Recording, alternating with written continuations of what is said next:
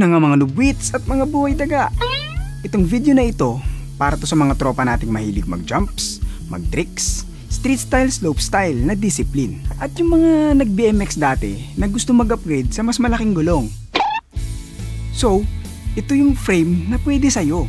Ang Kinesis TDF 420. Pero bago natin tignan yan, ako nga pala si Nat, isa akong cinematographer, musician at cyclist na gumagawa ng high quality bike related videos.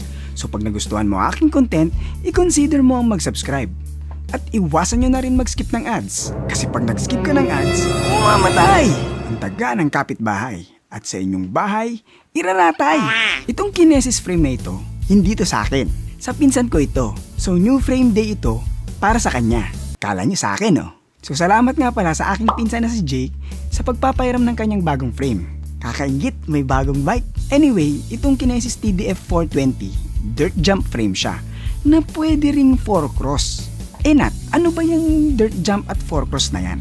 Dirt jump ay isang klase ng bike discipline na kung saan ang mga riders ay gumagawa sila ng bundok ng lupa or dirt para yun yung maging ramp nila para makatalon sila ng mas mataas at mid-air makagawa sila ng mga tricks in between.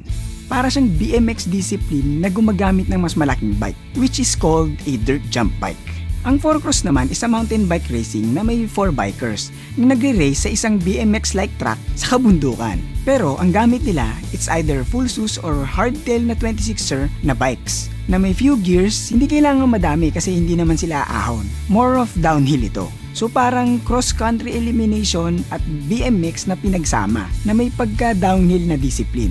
May mas malalim pang mga explanation dyan, pero hindi ko na i-elaborate kasi ang focus naman natin ay yung frame. So medyo versatile itong frame na ito. Gawa ng pwede siyang maging dirt jump or 4-cross or pwede ding normal na trail bike. Depende na lang sa magiging setup mo. Obviously, orange at blue-green ang kulay niya. Maganda naman yung matte finish nito. Sa top tube may logo ng mismong Kinesis.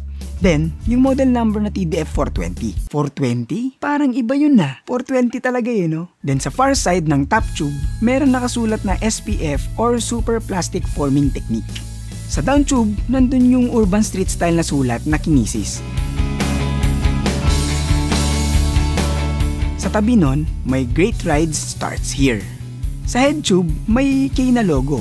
At sa chainstay, may nakasulat na Kinesis. Kung titignan, maganda yung pagka-weld ng mga joints. Mukhang super solid yan.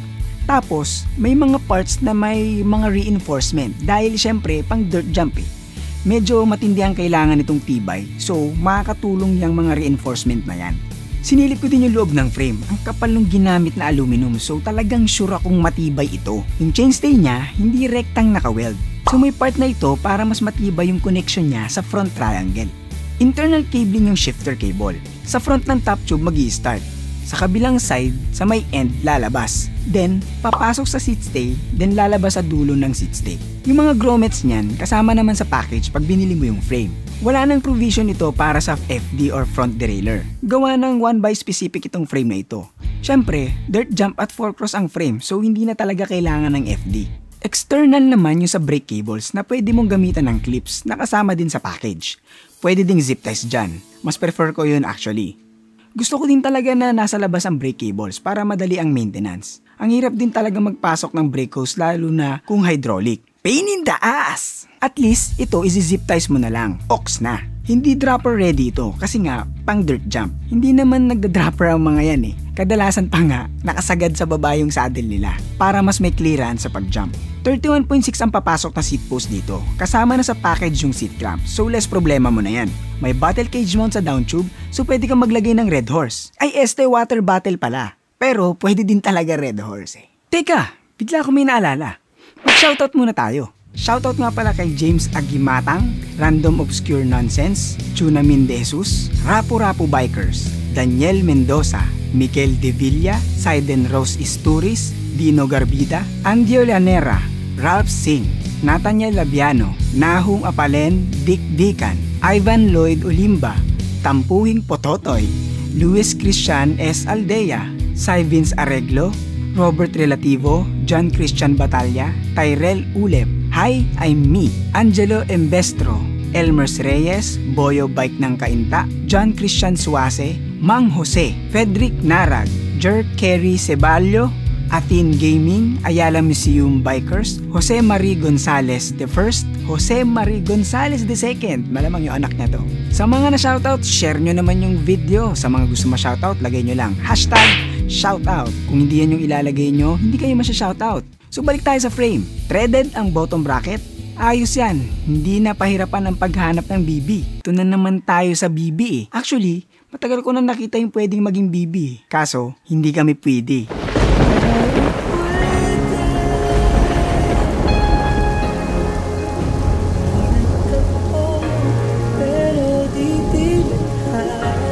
True story. Anyway, may ISCG mount din ito na pwedeng lagyan ng bash guard or chain guide. So hindi ka na mabash pag meron ka nun.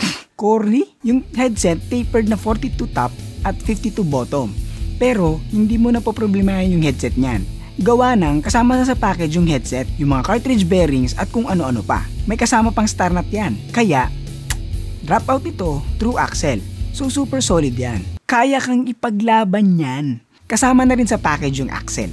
And then, yung caliper mount na post mount 160, part din siya nung pinaka dropout. May reason yan kung bakit. Kasi adjustable dropout ito. Isang reason ito kung bakit napaka-versatile ng frame na ito gawa niyan.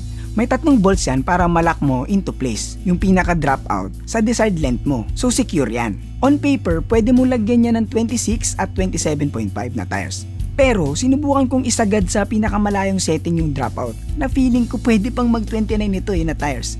Ang laki pa kasi ng clearance eh. So kung iisipin mo, pwede mo din talagang gamitin to as normal trail bike kung gugustuhin mo eh. Sobrang versatile talaga ng frame na to, so sulit talaga yung bili ng pinsan ko dito eh. So dahil ang frame na ito ay intended for dirt jump at 4-cross, reinforced yung frame at solid yung mga welds kaya medyo may kabigatan ito. Nasa 2.646 kilograms ang weight. Medyo mabigat yan pero ganun talaga pang dirt jump eh. Okay, geometry tayo. Mabilisan lang. Base ito sa medium. Head tube angle 68.5 degrees. Seat tube angle 70 degrees. Reach 408.5.